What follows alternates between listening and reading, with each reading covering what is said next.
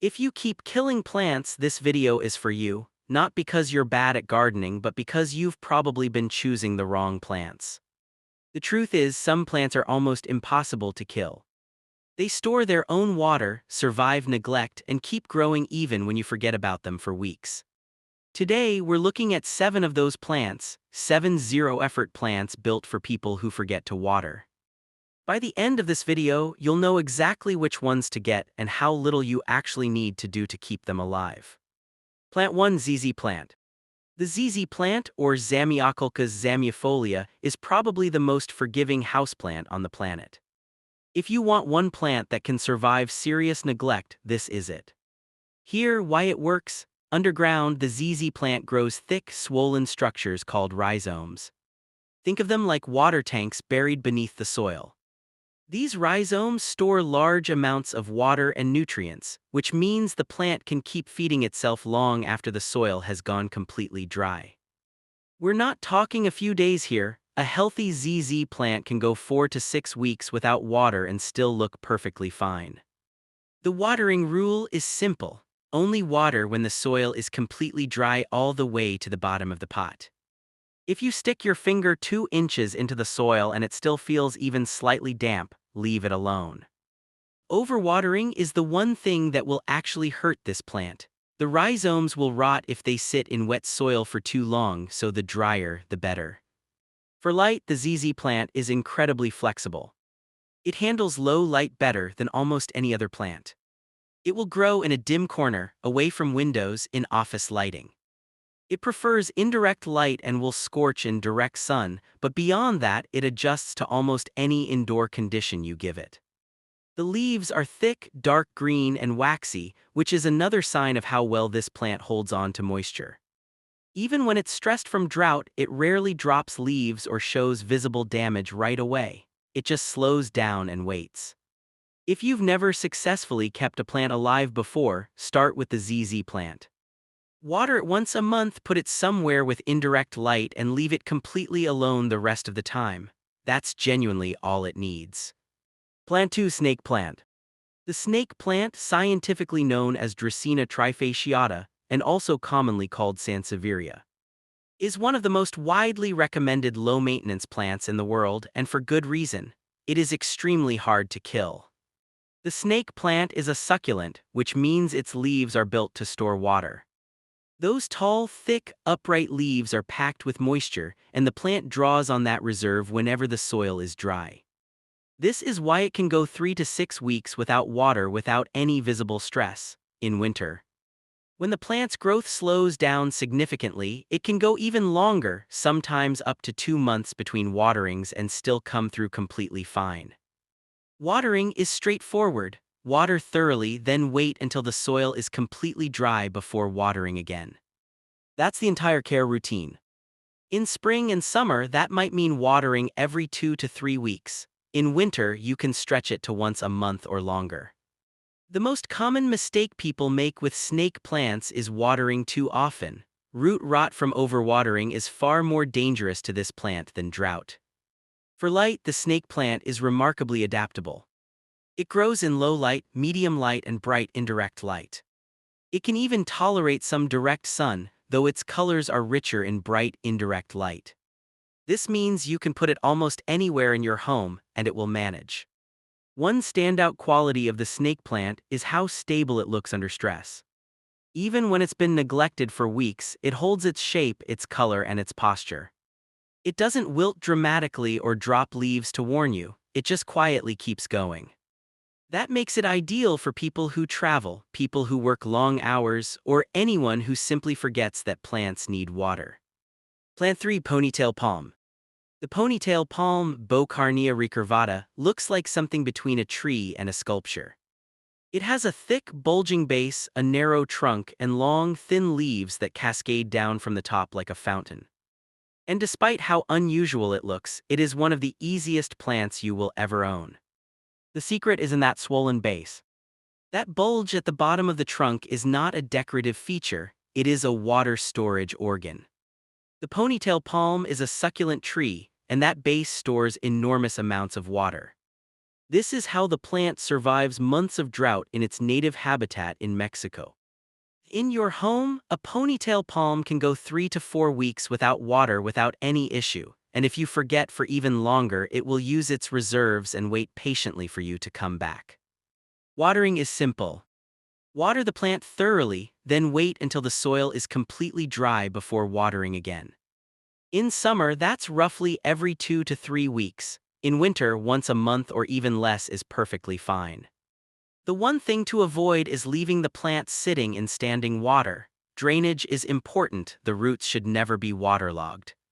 For light, the ponytail palm loves bright light and does best near a sunny window.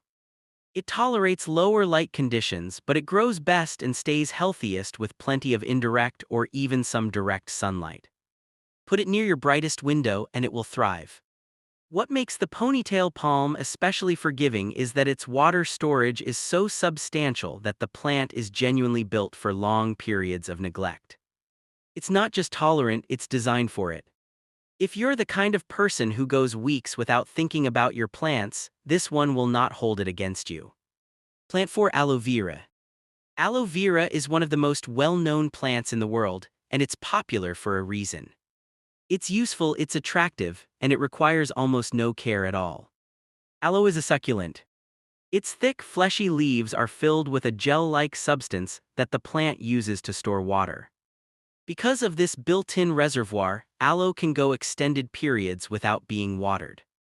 In most indoor conditions, you can water aloe once every 2 to 3 weeks in the growing season and once a month or even less in winter. If you forget for a few weeks, the plant simply draws on the moisture stored in its leaves. You might notice the leaves looking slightly less plump or starting to pucker very slightly at the edges, but the plant is not in danger. It's just using its reserves.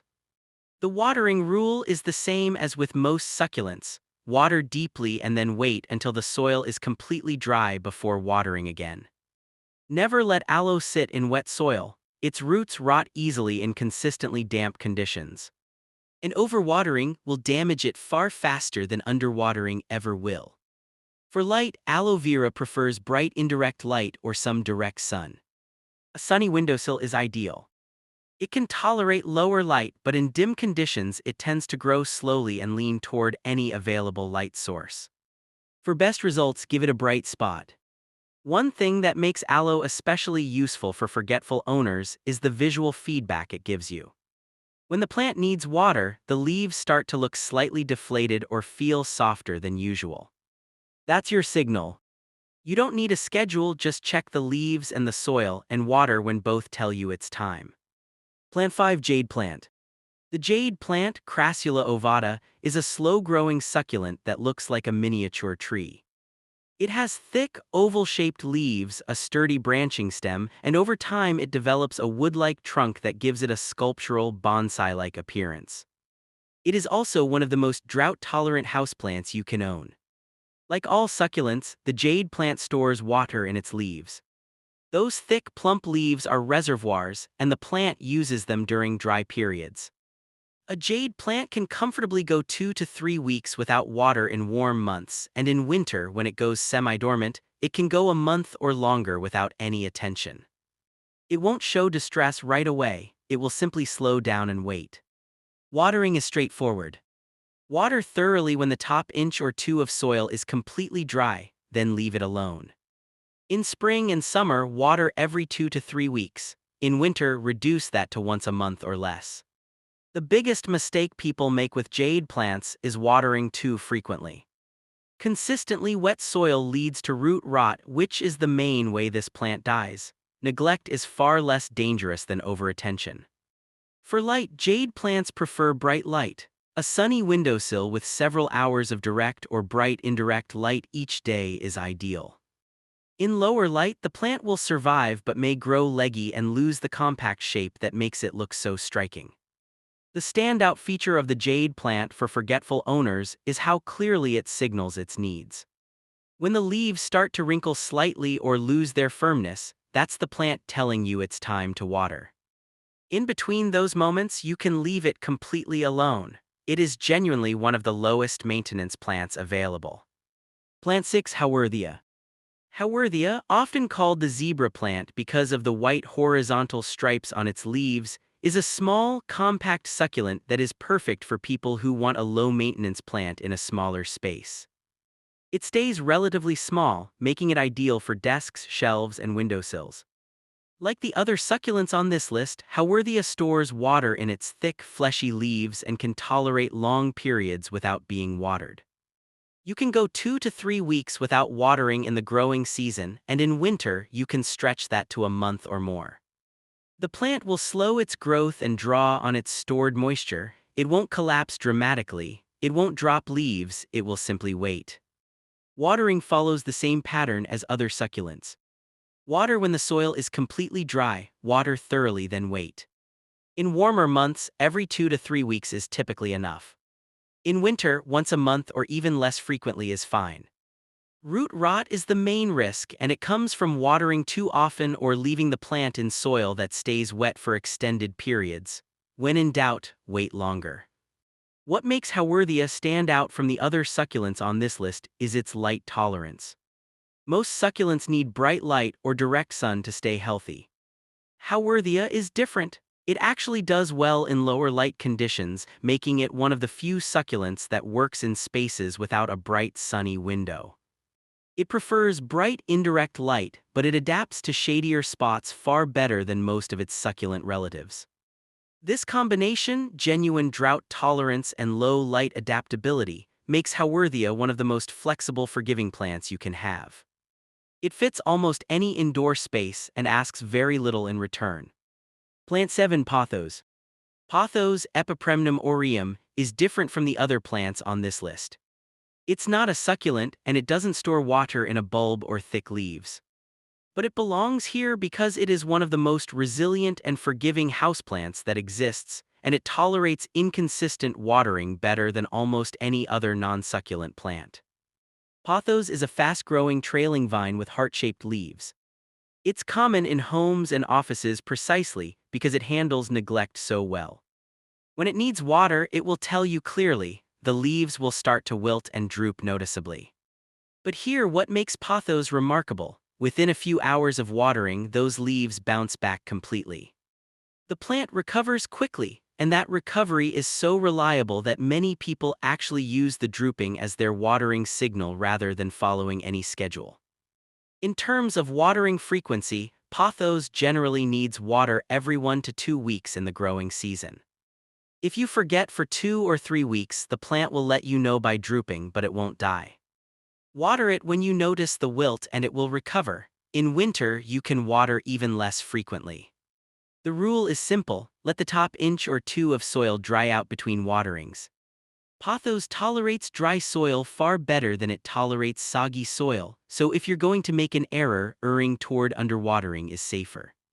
For light, Pothos is exceptionally adaptable. It handles low light, medium light, and bright indirect light. In lower light, it may grow more slowly and the variegation in its leaves may fade, but it will keep growing. You can put it in a corner with minimal natural light and it will manage. The real reason Pothos belongs on this list is its communication. It tells you when it needs something, it recovers fast, and it keeps producing new growth even under imperfect conditions. For a forgetful plant owner, that kind of feedback and resilience is exactly what you need. All 7 of these plants share one important quality: they are built to handle the gaps. Whether they store water underground like the ZZ plant, in their leaves like aloe and jade, in a bulging trunk like the Ponytail Palm, or whether they simply bounce back like Pothos, each one is designed to survive the kind of irregular, imperfect care that most people actually provide. You don't need a strict watering schedule. You don't need to remember every day. You just need to check the soil, water when it's dry, and give them a reasonable amount of light. These plants will do the rest. If you found this helpful, subscribe to Plants Theory for more simple, practical plant guides every week. Leave a comment below telling us which of these 7 plants you already own or plan to get. And if you know someone who keeps killing their plants, share this video with them. It might save their next one.